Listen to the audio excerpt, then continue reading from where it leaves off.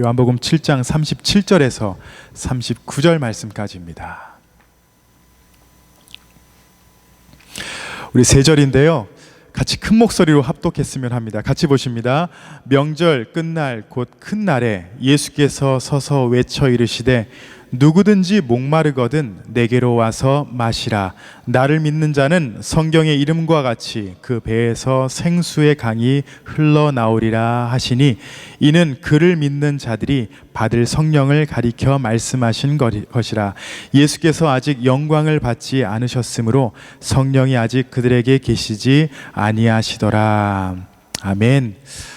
요한복음 7장 전체 내용은요, 초막절이라는 그 절기에 일어나는 내용입니다. 초막절은 여러분, 예루살렘 그 도시 중심으로 20마일 내에 있는 모든 남성들은 이 초막절에 다 예루살렘에 와서 이 절기에 참여해야 된다라는 것을 기억하셔야 돼요. 굉장히 큰 절기입니다. 초막절 기간에 유대인들은 텐트를 칩니다. 초막을 쳐서 그 안에서 7일 동안 살아갑니다. 왜 지키냐? 왜 쓸데없이 그 고생을 하냐? 왜냐하면은 이스라엘 백성들이 광야에서 40년 동안 하나님의 은혜 가운데에 사막에서 40년 동안 살았던 것을 기념하고 그 가운데 하나님께서 역사하심을 돌아보는 시간을 갖는 겁니다. 사실 여러분, 200만 명이 40년 동안 광야에서 산 것은요, 기적이에요. 쉽게 그냥 성경을 읽어가면서 아 그랬었지 이렇게 끝날 일이 아니라 먹을 게 아무것도 없는 광야에서 40년을 살아갑니다. 그것을 기억하기 위해 7일 동안 초막을 치고 그 안에서 살아갑니다. 원래 이 명절은 7일간 계속되었는데 신약 시대 들어와서 8일로 늘어납니다. 하루 더 늘어나요. 얼마나 큰 명절이었냐면요, 성경에서도 기록하지만 주 37년서부터 100년까지 살았던 요세푸스라는 역사학자가 뭐라고 기록하냐면은 이 초막절이란 절기는 가장 거룩하고 가장 큰 명절이다, 이렇게 기록합니다. 3대 명절, 유월절, 초막절, 칠칠절이라고, 맥추절이라고 합니다. 이 세 명절 중에 하나입니다.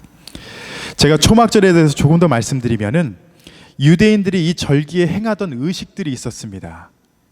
제가 자세하게 다 말씀드릴 수는 없지만은 이 의식들의 핵심은 무엇이냐면은 광야에서 하나님께서 어떻게 그들에게 물을 제공하셨냐 이거예요. 사막에서 물.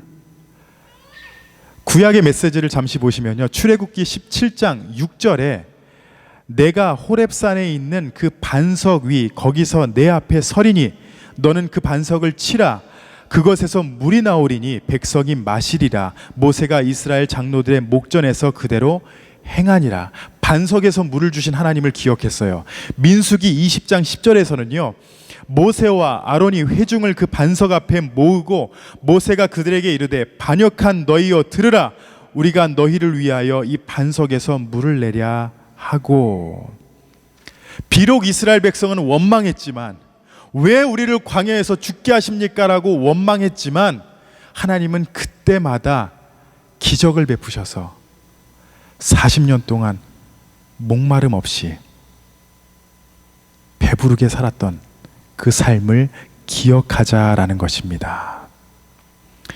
그리고 특별히 이 초막절 마지막에는 여리고성을 마지막 날 7번 돌고 외쳤듯이 그들이 그 절기에 7번을 돈 후에 호산나라고 외쳤습니다. 호산나라는 무슨 뜻이냐?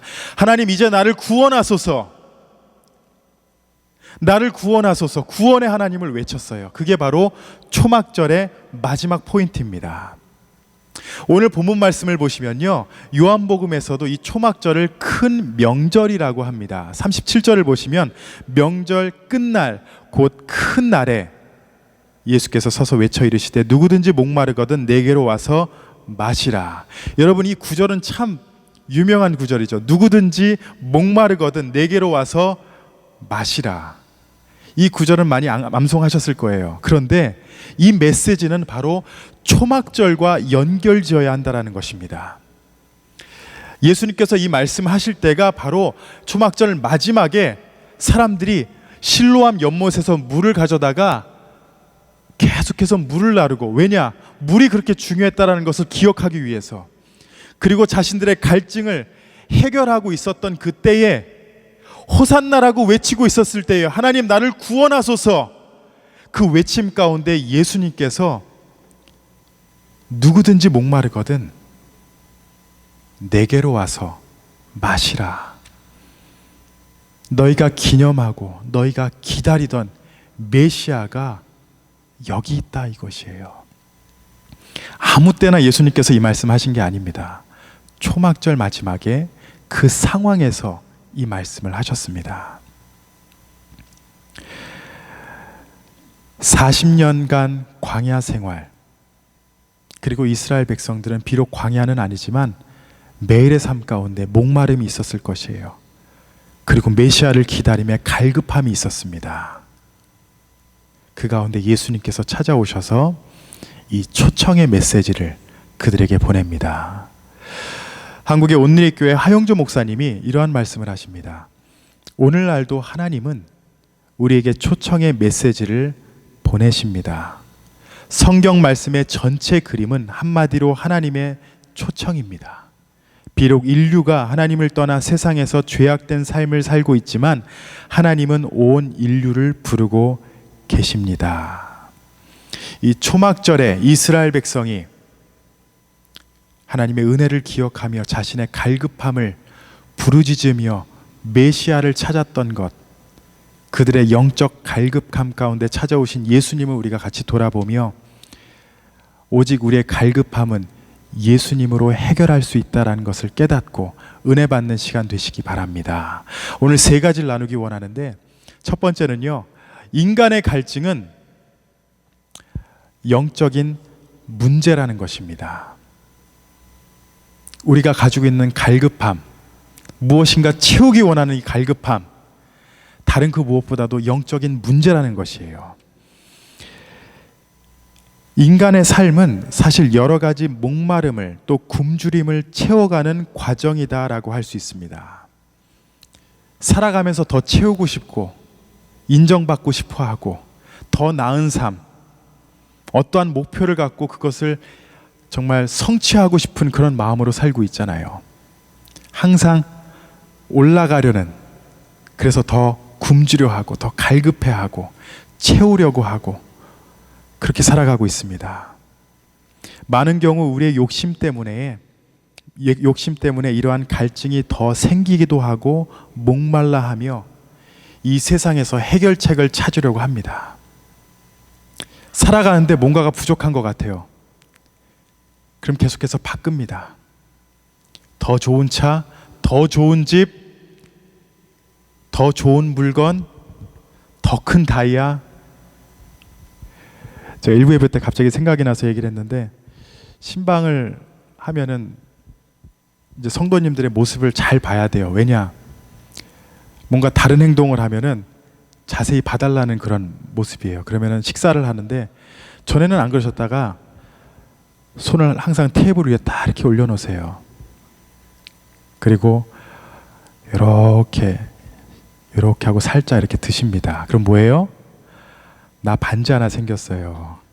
그러면 이제 반지에 대해서 막 얘기를 해요. 그런데 그거를 자랑하시면서 받으신 지 1, 2주 되셨는데 근데 아직 작은 것 같아요. 금방 그렇게 실증을 나시더라고요. 그리고 앉아서 자꾸 이렇게 머리를 만지시면 뭐예요? 머리 했다라는 겁니다. 그리고 자꾸 이렇게 옷을 자꾸 이렇게 덮다는 듯이 이렇게 하세요. 그럼 뭐예요? 목에 뭐가 하나 걸쳐 있다라는 뜻이죠. 그런데 계속해서 뭔가를 채우려고 하고 바꾸려 하고 더 나은 것, 우리의 삶이 이렇습니다. 우리의 욕심은 한두 끝도 없어요. 이게 사실 자연스러운 겁니다. 우리가 그렇기 때문에 그렇습니다. 예수님을 알기 전에 우리의 욕심이 어떠하였는지 바울이 에베소서에서 소개합니다. 에베소서 2장 3절 말씀을 보시면은, 전에는 우리도 다 그 가운데서 우리 육체의 욕심을 따라 지내며 육체와 마음에 원하는 것을 하여 다른 이들과 같이 본질상 진노의 자녀이었더니. 우리는 원래 욕심에 이끌려 살던 사람이었어요. 부족하면 채워야 돼요. 그러고 살았던 사람입니다. 마음이 원하는 것을 어떻게든 하려고 했던 사람들이었습니다. 여러분 어떻게 생각하세요? 저는 아직도 그러는 것 같아요. 자꾸 뭔가를 하고 싶어 하고 채우고 싶어 하고, 저에게도 아직 그러한 모습이 있다는 것을 저는 인정합니다. 우리가 가지고 있는 욕심, 마음에 있는 그런 욕심, 갈급함 있잖아요.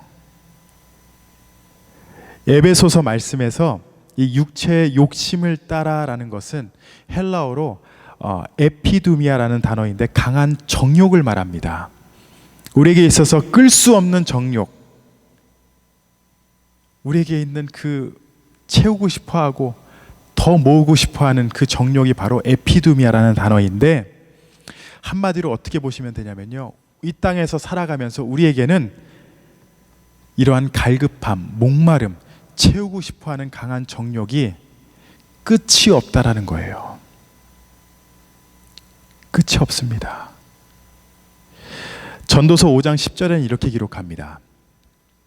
은을 사랑하는 자는 은으로 만족하지 못하고 풍요를 사랑하는 자는 소득으로 만족하지 아니하나니 이것도 헛되도다. 한번 다 같이 한번 읽어볼게요. 은을 사랑하는 자는 은으로 만족하지 못하고 풍요를 사랑하는 자는 소득으로 만족하지 아니하나니 이것도 헛되도다. 여러분 갈급함 없이 살아가세요? 갈급함 있으시죠? 항상 부족한 것 같고 채워야 될 것 같고 그 마음이 있습니다.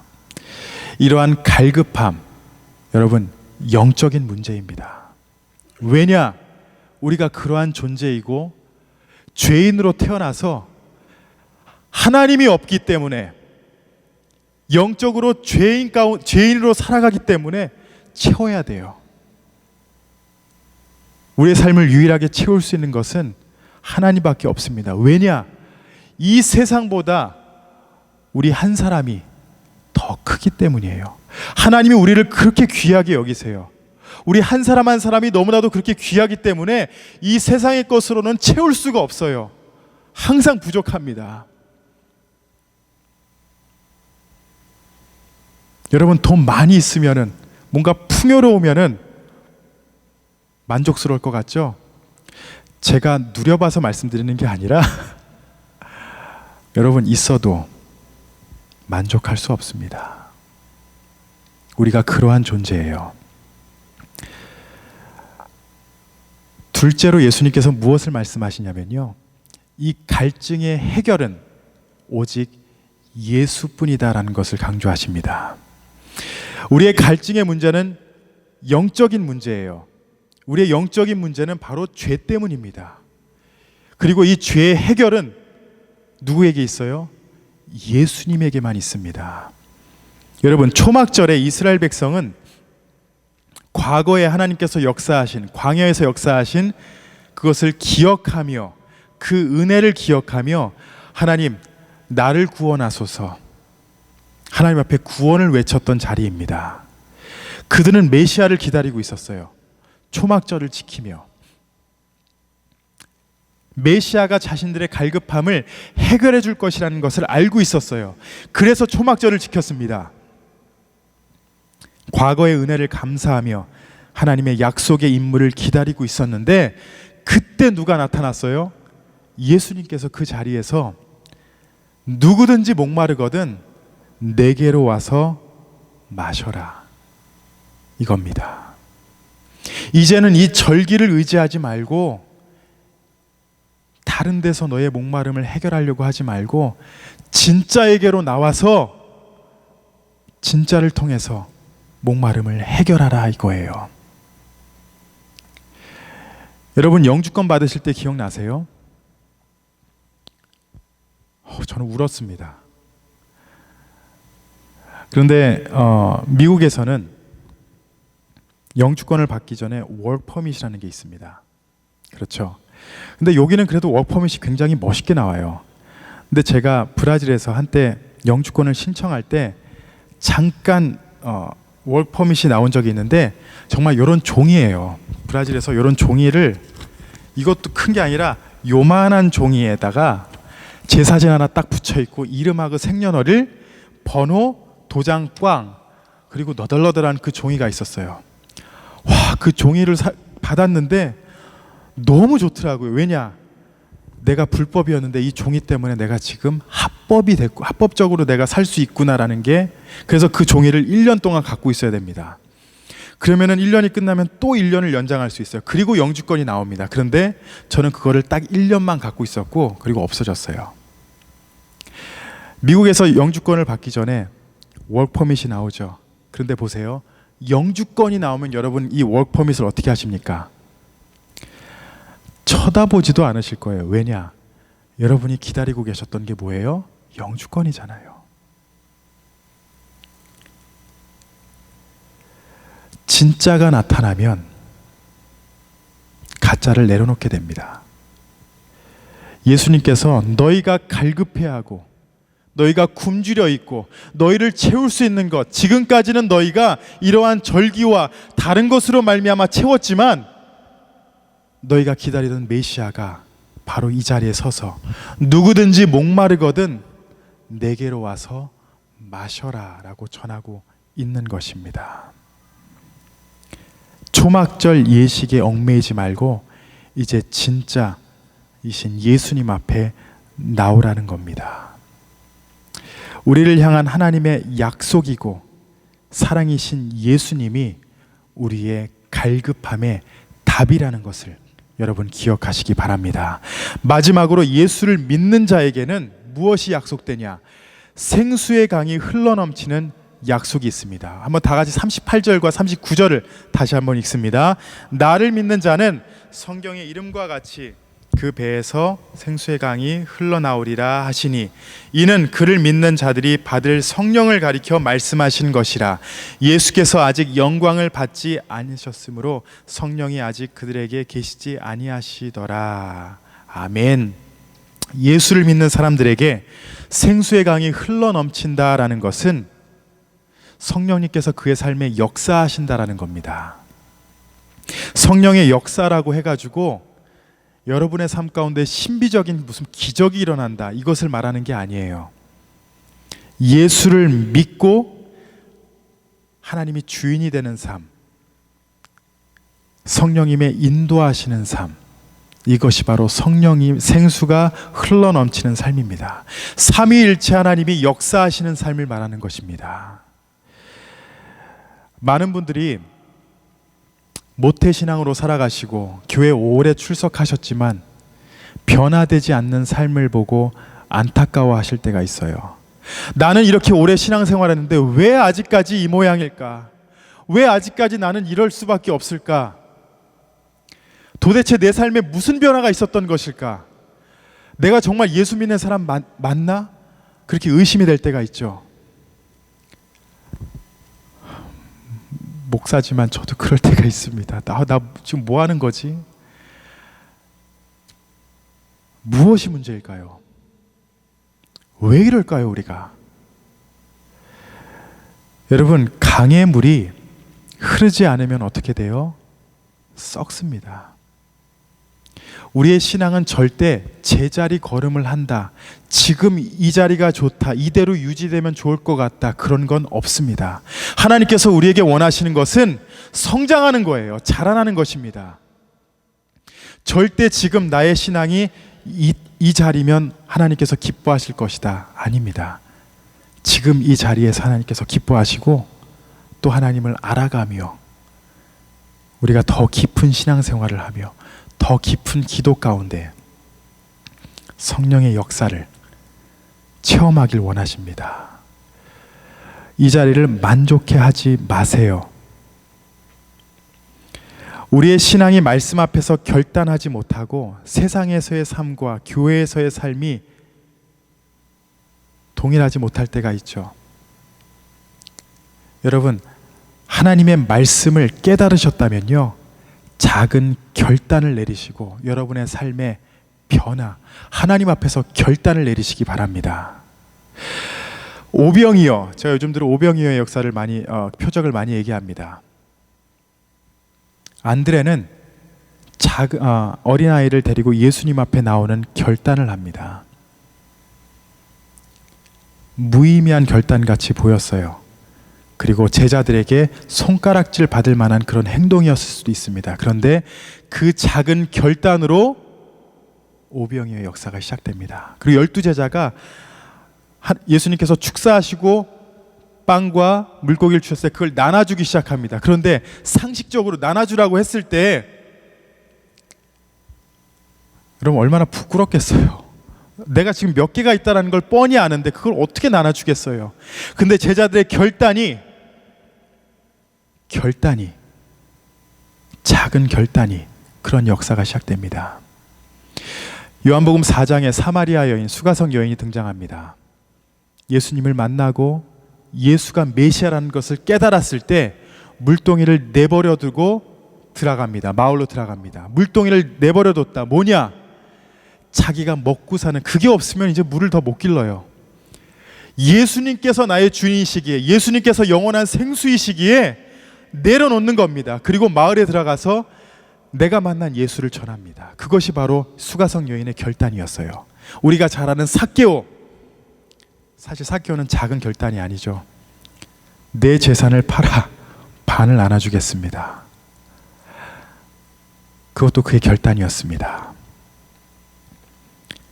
하나님이 우리 개개인을 어떻게 인도하실지 잘 모르지만 한 가지 확실한 것은요, 예수님이 우리의 갈증을 해결하시는 유일한 분인 것을 깨닫고 이 생수의 강이 우리의 삶에 흘러넘치도록 결단해야 한다는 것입니다.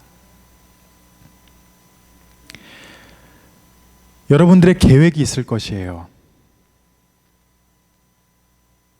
목숨을 거는 그런 것들이 있을 것입니다. 그런데 하나님의 말씀이 다른 길을 제시한다면, 하나님의 뜻을 우리가 깨닫는다면 그 뜻 앞에 우리가 한 발자국을 내딛는 것이 너무나도 중요합니다. 하나님은 아마도 처음부터 여러분들에게 큰 것을 요구하지 않으실 거예요. 그렇지만 작은 것 하나라도 매일의 삶 가운데 한번 결단해 보시기 바랍니다. 우리 사랑하는 성도 여러분, 성경에서는요, 하나님의 이러한 여러 가지 초청이 있습니다. 다른 초청 제가 하나 말씀드릴까요? 마태복음 11장 28절에 예수님이 이렇게 말씀하십니다.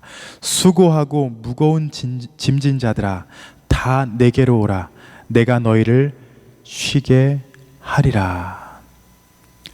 하영정 목사님이 이런 말씀을 또 하셨습니다. 예수님의 초청은 절대 부담스럽지 않습니다.